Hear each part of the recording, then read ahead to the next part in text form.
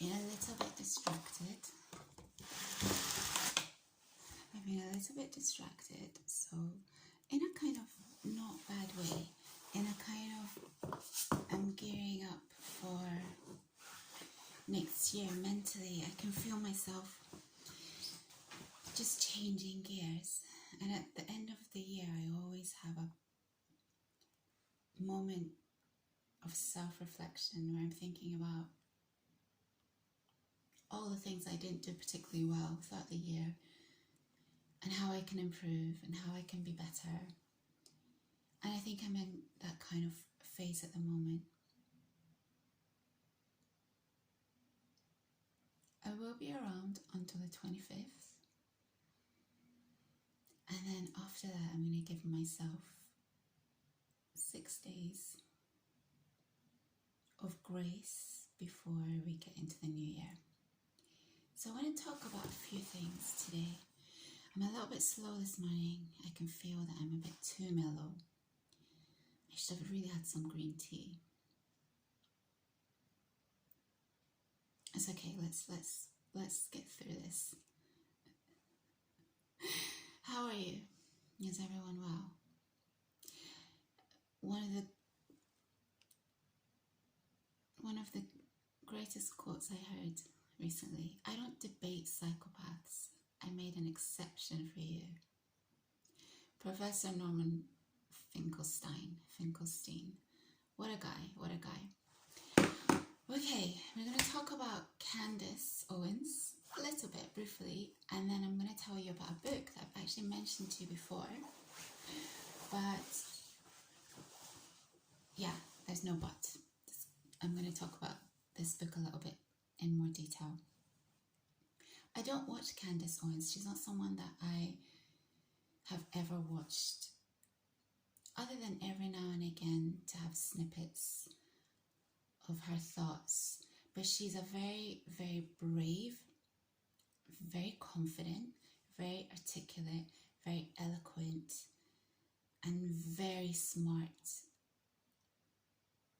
woman. And I really, really admire this about her, all these qualities. I think she's fantastic in the sense that she has so much grit and self-belief.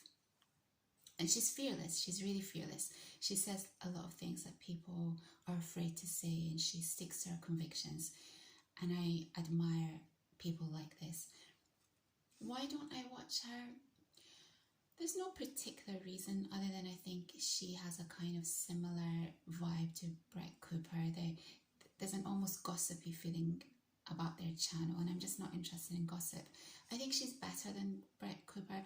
Brett Cooper has her channel definitely feels very gossipy to me, whereas I think Candace Owens, you can learn a lot of amazing things from her. But I think there's no particular reason why I don't watch her. Lack of time maybe, or the things that she talks about maybe are just things I don't need in my head. I'm not sure. There's no particular reason.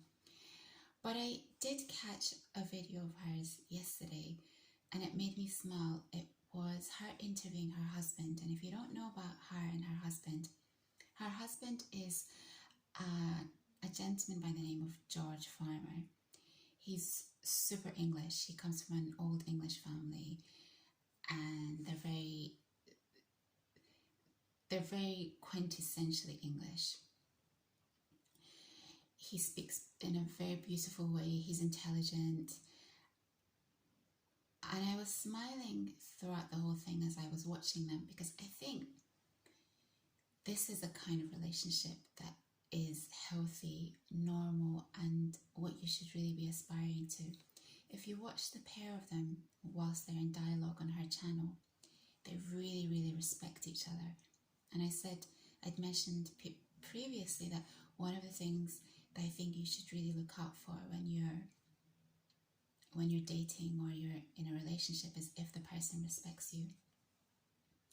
The way they met is actually how I think the ideal love is and true love is. They met, and then 18 days later they'd got engaged. And to me, you might disagree, but to me that's the ideal way of falling in love, you just know immediately. There's no doubt in your mind. It's like a soul connection. It's really beautiful. It's a really beautiful thing.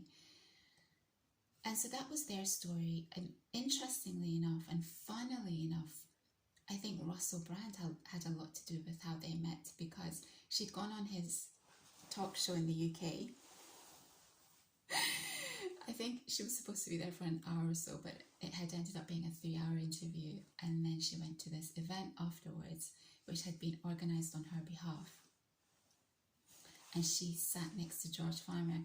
I think it was all planned that she sit next to George Farmer, as in, I think he had asked for the seating arrangement to be such so that he was seated next to her. This is something that's never been commented on, but that's my feeling about it. So had she not been in London for that interview with I think there was another reason she was in London, but in any case, I'm sure the Russell Brand interview was an impetus to be here as well. So isn't that funny? That Russell Brand had a hand in her love life. So 18 days later, they just know and they get engaged and they're married. Both of them are very, very smart people. So for George Farmer and for Candace Owens, I'm sure it wasn't just a love at first sight type thing. Although that is a big part of it, I'm guessing. But I think they're both very ambitious and smart people. She wanted to be, it was her dream, I think, to be involved in a family that was part of the establishment. And George Farmer gives her that. He gives her the good family structure and the old family structure and the establishment family structure that she has never verbally said she was seeking, but I think is part of what she was looking for.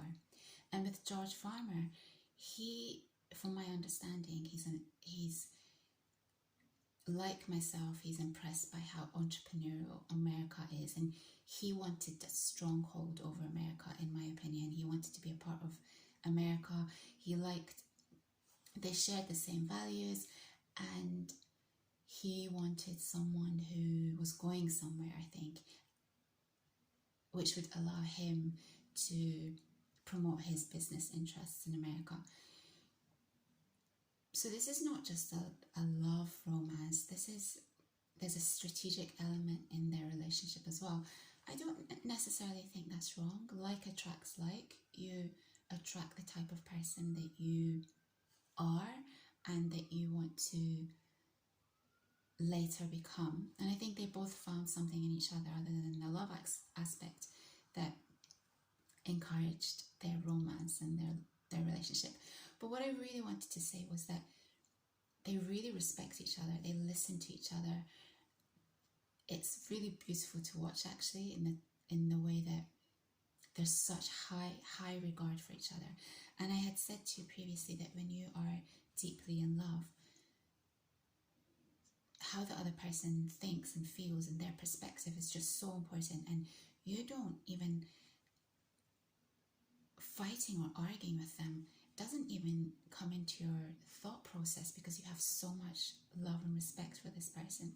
So that's all I really wanted to say about them, because it was something that I instantly realized when I watched them together.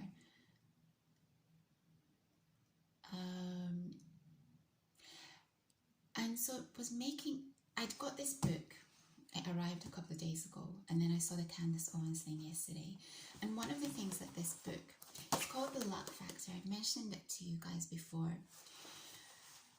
The reason I got it out, so I don't buy stuff anymore. It's just, I don't want to have stuff. And one of the things that I'll be doing on Christmas Day is just getting rid of a lot of stuff, because I really like to live a very simple, minimalistic life, as in just having too much stuff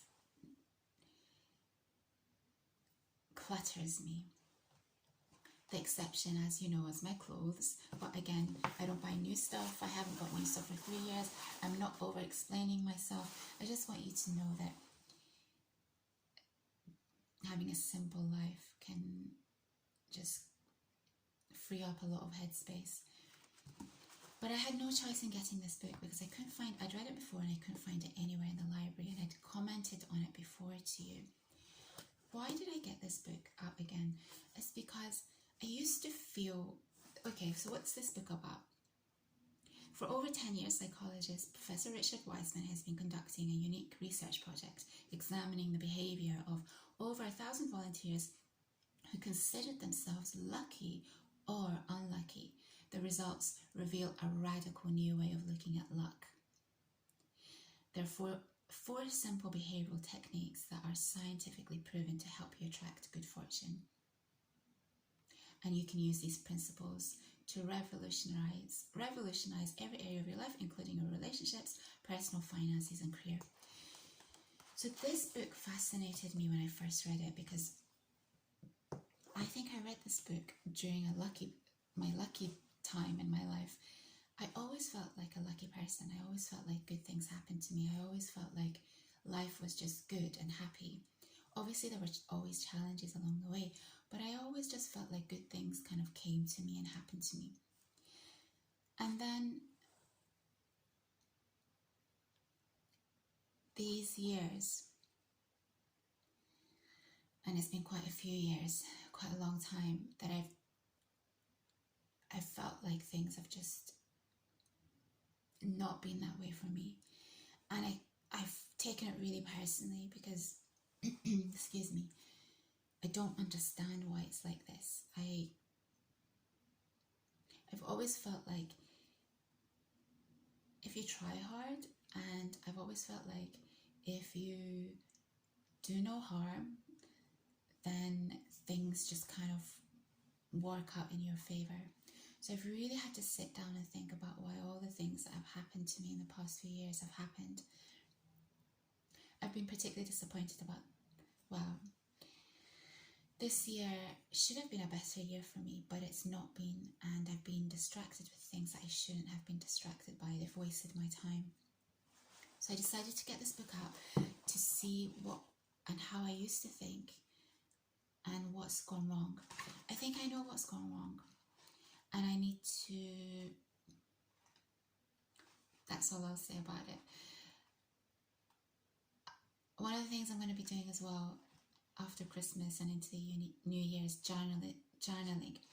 It's something that people keep talking about, and I used to, when I was a young person, I used to journal all the time. I didn't know that was the term for it. I used to just keep a diary and I just used to write, and it was such a cathartic thing. And as you know, I love writing. It was just a really nice feeling to write with a pen on paper. All my stories about Japan have just been ripped up and thrown away in the bin, and it's such a shame because it's nice, I think, to look back and be able to see how far you've developed. So I'm going to go back to that because one of the things that Accepting the Universe and Wizard Liz, I really like, and recently John Griffin talks about his journaling. He specifically talks about it to solve problems, and I think that he's on the money with that. Actually, I think journaling can help in solving problems. So, without talking too much about this book, there are basically, as he says, 4 principles. I wasn't going to tell you them all because it feels a bit wrong to kind of, someone's written a book and then I'm just going to give away all their secrets. It seems a bit unfair. But you know, you can get this out on PDF. You can get it from your library. As it's actually available in my library as a PDF, but I like to read books in the original way. But you can get it that way. You can go into a bookshop, etc. So I'm trying to not feel too bad. But here are the principles that I'm going to tell you, and I think they're just so true. Okay. Oh, sorry guys. There's a kind of blurb right at the end, which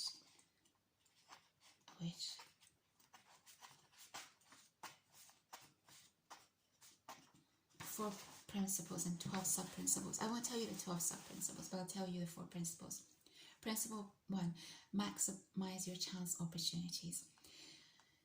Lucky people build and maintain a strong network of luck. This is so true. And one of the things I want you to take away from me is that You shouldn't do what I've done. I've basically cut everyone out of my life. And I really had to.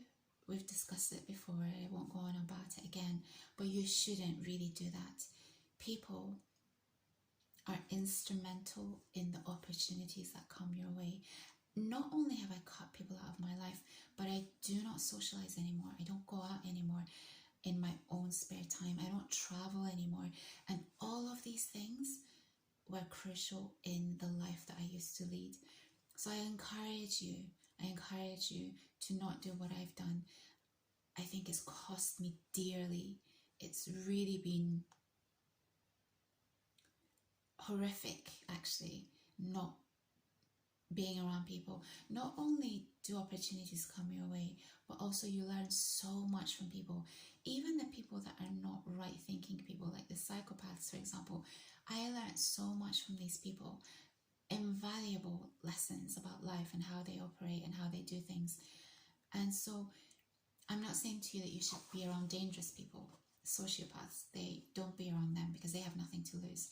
If you're going to be around people that are dangerous, like psychopaths, be around the ones that have a lot to lose, who are the people who are very successful and are very protective of the life that they've built, because they do not want anything to destroy that life.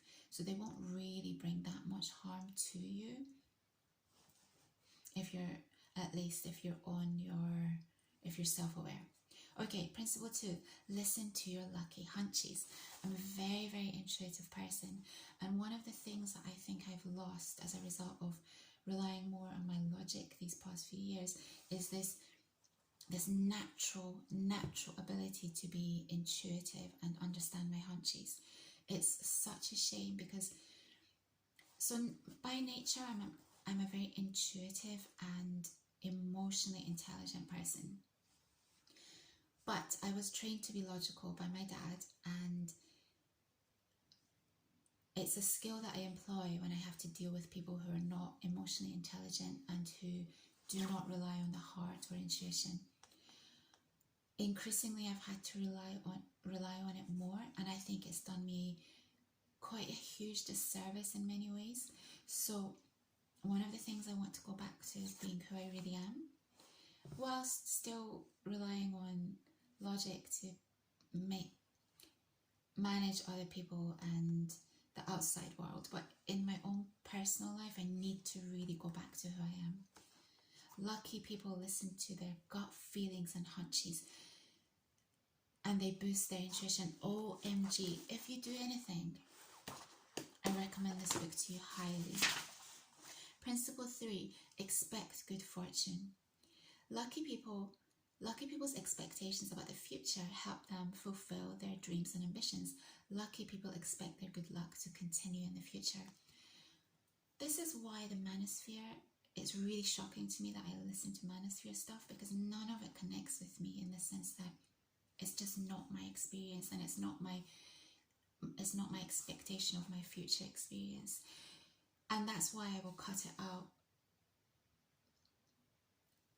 I was about to say empathically. What's the word that I'm looking for? I'll chop it out of my life. I can't think of the word.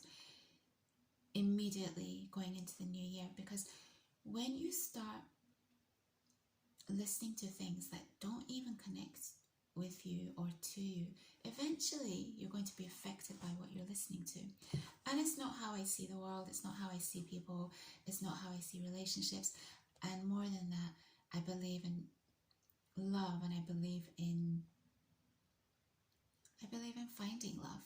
And I believe, love is wonderful. So this is something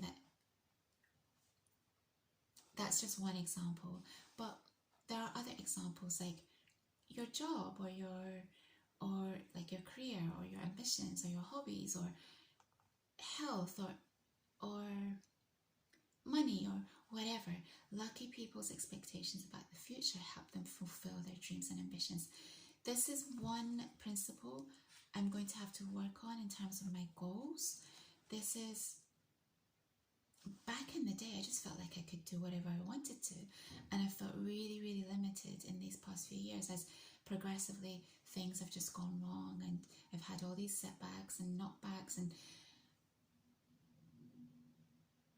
it's just gone so wrong, and it's affected my confidence in my ability to achieve the goals that I have for myself. So I need to think about this one more deeply going into the new year. And principle 4, lucky people, they are able to transform their bad luck into good fortune. And I was thinking about Candace Owens on this one. Lucky people see the positive side of their bad luck. So I think so let's talk about two things. I've taken it really personally in all the things that have happened in the past few years. One of the things I have to think is that I've been responsible for some of the things that have happened because of my poor decision making. My intuition and my gut is on lock. I trust it without fail. My decision making leaves a lot to be desired. I do not consider myself currently to be a good decision maker, and it's cost me tremendously. So being a good decision maker is crucial in being able to opportunize on the wonderful opportunities that come your way. Otherwise, those opportunities just go to waste. So with the things, for example, as an example, the things that have gone on with this house, I've had to think, well, look, I've learned so much that I would never have learned before.